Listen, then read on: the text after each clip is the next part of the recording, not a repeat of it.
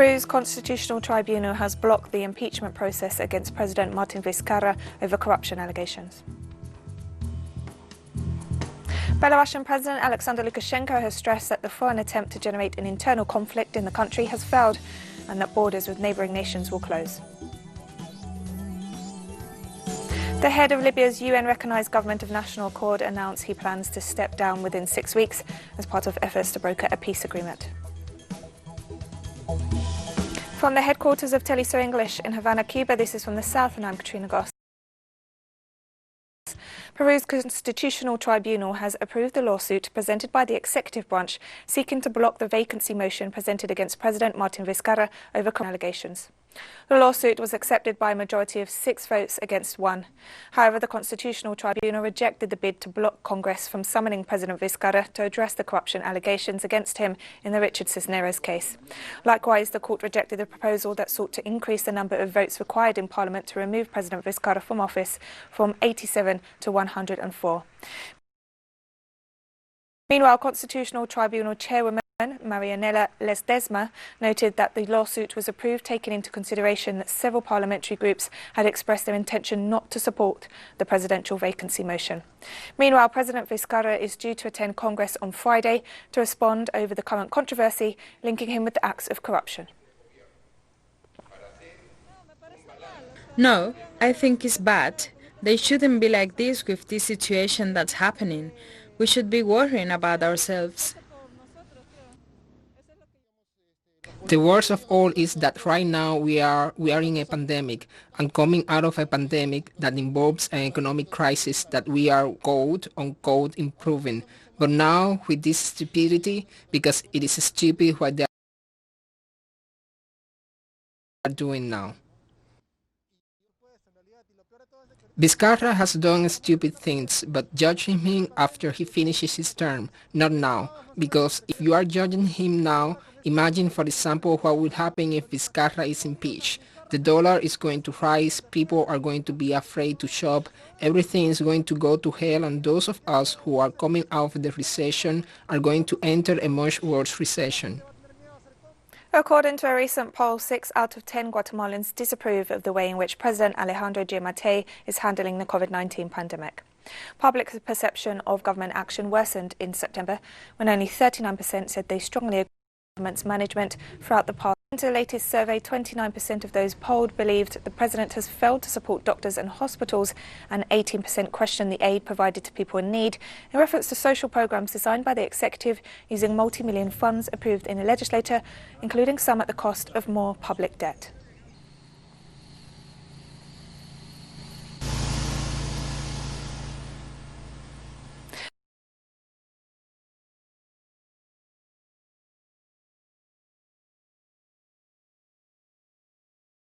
Prime Minister of Barbados, Mia Mottley, announced the creation of the Republic Transition Committee after the announcement that the country would remove Britain's Queen Elizabeth as head of state by November 2021. Mottley informed that the Republic Transition Committee will advise government on the process and that all related institutions bearing the word royal, such as the Royal Barbados Police Force, will change their names. She also explained that the country's official name following the move would continue to be Barbados and not the Republic of Barbados. She also stressed that Barbados receives no form of serious aid from the United Kingdom, and it's important for Barbadian children to aspire to be head of state of their own nation. Diplomatic positions, as well as certain... Mike Pompeo is to become the first US Secretary of State to visit Suriname and Guyana, as the discovery of oil sparks new interest in the small South American nations. Pompeo arrived in Suriname earlier this Thursday and will head to Guyana this evening on the second stop of a 3-day tour that will also take him to Colombia and the Amazonian border areas of Brazil as part of Washington's campaign to increase pressure on the neighbouring government of Venezuela. The visit to Georgetown comes a few weeks after the newly elected Guyanese president, Irfan Ali, appointed a new cabinet. Local media in Guyana have questioned Pompeo's interests in the country and demanded to know details of secret arrangements between local politicians and US corporation ExxonMobil. ExxonMobil, which according to several media reports, recently purchased another 2 oil blocks in the country. The multinational already owns the Starbuck block, located approximately 120 miles offshore of Guyana, consisting of 6.6 million acres. The corporation announced in 2015 it had discovered one of the world's largest oil reserves in years in the waters off Guyana, and the US giant is also heavily involved in Suriname. And this Thursday, the Workers' Party of Brazil rejected US Secretary of State Mike Pompeo's visit, scheduled for this Friday to the northern city of Boa Vista, close to the border of Venezuela. The Workers' Party noted its deep concern about the arrival of the US official to the area, where Pompeo is set to meet with Venezuelan immigrants. The party noted that the move once again demonstrated the submission of the administration of far-right President Jair Bolsonaro to the dictates of the Donald Trump administration. With respect to Mr. Whelan, who's being held Isolated about 500 kilometers away from the main city of Brazil's northern state of Peru, the indigenous communities of Terra do Meio receive medical attention via telemedicine. We invite you to learn more about this story in the following report, brought to us by Naya Tawani from our media partner Brasil de Fato. In a pioneering use of technologies, the indigenous communities and those who live near the river located in Pará are receiving medical attention via telemedicine without leaving their territories. The initiative was developed thanks to the local residents that created an association with the Social Health Institute, the U.S. organization Health and Harmony, and the Pará University's Faculty of Medicine. The Middle Earth is a region made up today of 5 conservation units and 5 indigenous lands with very difficult logistic access. There are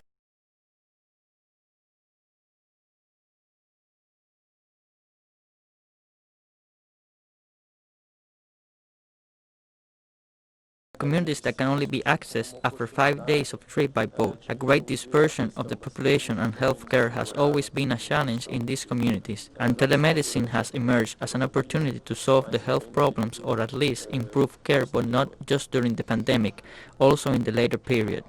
Vocês puderem perguntar para quem não participou da reunião hoje, né, para os familiares, para os parentes de vocês. This initiative will benefit in a first stage at least 1,000 people that live near the river and 500 indigenous people also living in the area. In order to help people to be connected, internet points have been installed in the 6 health posts. The appointments are scheduled by a computer system and the doctors evaluate if it is necessary to travel to the city. The most used means of communication in the extractive reservoirs was an amateur shortwave radio. With the installation of internet points, it was possible to create a weekly podcast that guides and informs family about COVID-19 prevention measures and the advance of the virus in the municipality of Altamira. With this combination of telemedicine assistance, distance and information, it was possible to protect the communities. The initiative shows the self-management of these inhabitants of this territory that articulates and organize themselves to determine the needs and the best places for the installation of the access points. We know that we live in an isolated place with great challenges to meet, and it is very important to be within the project that is related to health. We have to participate to be able to say, in fact, what we need to know because we know it. We have to do so that we feel contemplated in relation to care in communities. The municipality of Altamira has already 112 deaths and almost 4,000 confirmed cases of COVID-19. For specialists, isolation has helped to delay by almost 5 months the arrival of the virus to these populations. And with this new technology, it will be possible to reduce the COVID-19 risks for the population of Terra do Meio. Belarusian President Alexander Lukashenko has stressed that the foreign attempt to generate an internal conflict in the country has failed, noting that security forces have safeguarded the country's peace and sovereignty. President Lukashenko made the statements during a meeting with pro-government women's organizations in the capital Minsk. He also announced the closure of the country's borders with Lithuania, Poland and Ukraine, while also calling on the populations of these neighbouring countries to stop their government's aggressive policy of interference and oppose any attempt at war. He added that together with the Czech Republic, the governments of Lithuania, Poland and Ukraine act as US satellite states, supporting the destabilization attempts against Belarus. President Lukashenko won the presidential elections held on August 9th with 80.1% of the vote, while the leader of the opposition, Svetlana Tsikhanouskaya, who did not recognize the results, secured just 10.12% of the vote.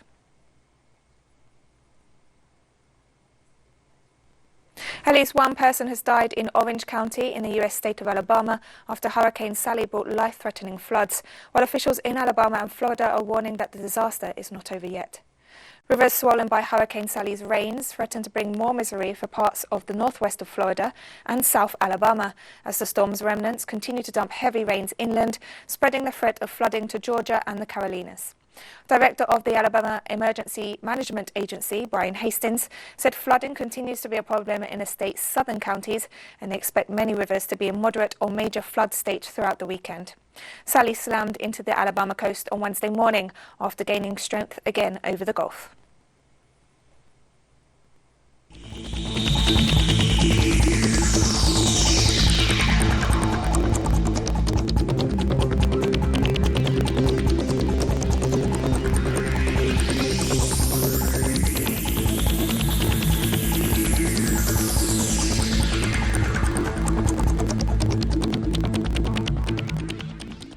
French health authorities have warned of a steady surge in COVID-19 cases, while noting that 53 French departments have exceeded the alert threshold of 50 COVID-19 cases per 100,000 inhabitants. We had set the alert threshold at 50 cases per 100,000 inhabitants.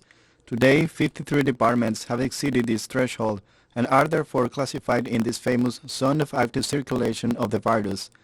And in certain territories, notably in certain towns, we are already well beyond it. In Marseille, we are nearly 6 times this threshold. In Guadeloupe, 5 times this threshold.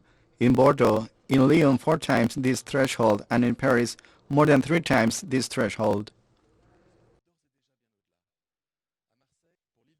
For the Île-de-France region, 20 sampling centers for priority groups will be deployed in Paris, Trepoos, Bondy, and Évry, starting next Monday, in addition to the 590 laboratories that carry out PCR tests.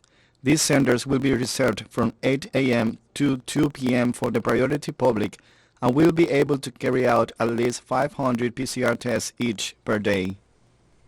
Authorities in the Czech Republic announced the decision to reinforce COVID-19 restrictions this Thursday, including the closure of bars, restaurants and nightclubs by midnight in a bid to curb a recent surge in coronavirus cases.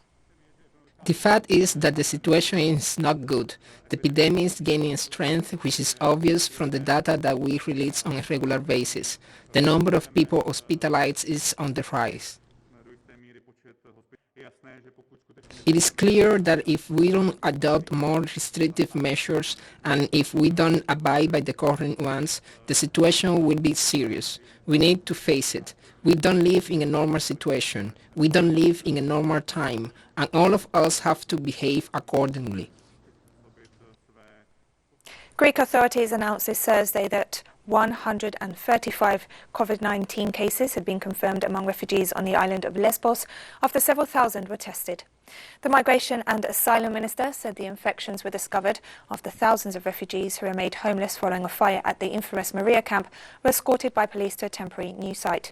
Nationwide, Greece reported 359 new cases and 9 new fatalities, raising the death toll to 325 and the total number of confirmed cases since the start of the pandemic to 14,400. A spike in cases has prompted the government to impose additional restrictive measures in Greater Athens until September 30th. The World Health Organization has released a health worker safety charter to mark World Patient Safety Day this Thursday, while calling on governments and healthcare leaders to take action to better protect health workers and their patients. One of the keys to keeping patients safe is keeping health workers safe. The COVID-19 pandemic has reminded all of us of the vital role health workers play to relieve suffering and save lives. We all owe health workers an enormous debt, not just because they have cared for the sick, but because they risk their own lives in the line of duty.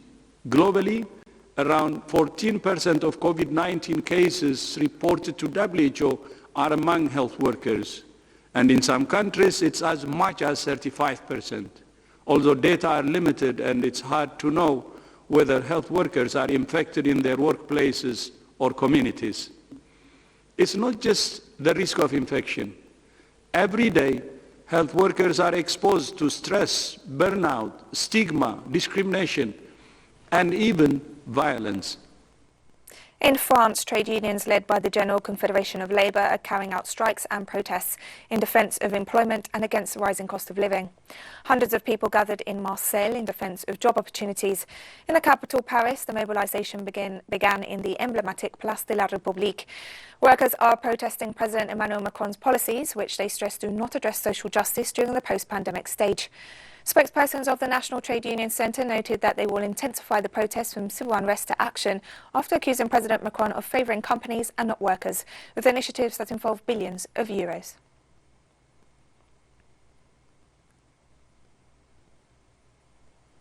Vietnamese authorities are preparing to evacuate 1.1 million people ahead of this weekend's expected arrival of tropical storm Noel.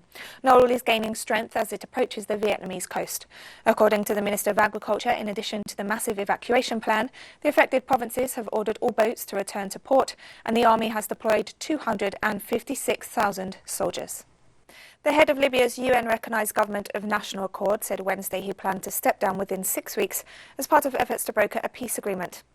Libya has endured almost a decade of violent chaos since the 2011 NATO-led invasion that toppled and killed Muammar al-Gaddafi. The government of national accord, headed until now by Fayez al-Sarraj, has battled against a rival administration in eastern Libya, led by Khalifa Haftar, whose offensive against the regime in Tripoli recently ground to a halt after more than a year of deadly conflict. Both sides have since met for peace talks in Morocco after announcing a surprise ceasefire last month and pledging national elections. Sarraj said during a brief televised address on Wednesday evening that he was willing to leave his post in favour of a new executive determined by the talks. I announced to all my sincere wish to cede my functions to the next administration before the end of October at the latest. Palestinian authorities have called for unity to stop the US-Israeli plot that threatens peace in the region. Prime Minister Mohammed Shtayyeh stressed that the normalization of relations between some Arab countries and the Israeli regime is a blow to the Arab Peace Initiative. He also stressed that the pact between Bahrain and the United Arab Emirates and Israel, signed in Washington on Tuesday, will not change the reality for Palestinians and their struggle. In that sense, the Prime Minister urged the Palestinian people to remain united and to strengthen their resistance in the face of what he called the enemy's plot. Russia will send 100 million doses of COVID-19 vaccine to India, which on Wednesday registered a daily record of over 97,800 new cases. India has so far confirmed more than 5.2 million COVID-19 cases. Health authorities registered over 1,100 fatalities in the last 24 hours, bringing the death toll to over 84,000. Experts have noted that this figure could be even higher, since many of the deaths from COVID-19 have not been reported. Analysts have noted that the distribution of the Sputnik V vaccine in the Asian country should start by the end of this year, but will depend on the results of the Phase 3 trials in Russia.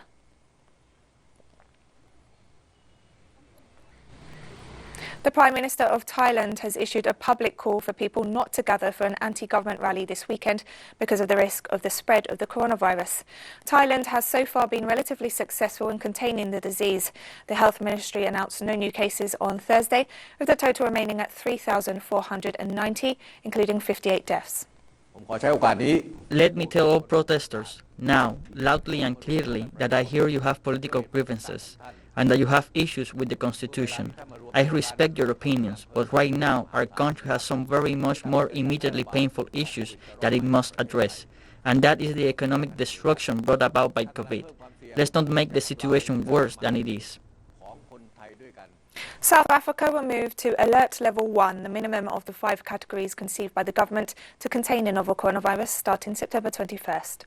President Cyril Ramaphosa explained on Wednesday that given the current COVID-19 situation in the country, it's time to move on to what will become the new normality, while the coronavirus remains present. After consultations with representatives of provincial and local governments and based on the advice of scientists and commitments with several stakeholders, the President noted that the Cabinet had decided that the country should move to Alert Level 1. In addition, restrictions on international travel will gradually and cautiously be lifted, allowing round-trip travel for business, pleasure and other reasons as of October 1st. Kenyan health authorities confirmed 183 new COVID-19 cases this Thursday. And so turning on to the COVID-19 situation, today from a sample size of 4,188, we have gotten 183 people positive, bringing our total case cost load to 36,576. Of these cases, all are Kenyans except 14 who are foreigners, with the youngest being a 7-month-old infant and the oldest being 80. And in terms of gender, 131 are male, whereas 52 are female. Now we've come to the end of this news brief. Remember, you can find these and many other stories on our website at telesurenglish.net. And you can also follow us on social media, Facebook, Twitter and Instagram. For TeleSUR English, I'm Katrina Goss, and thank you for watching.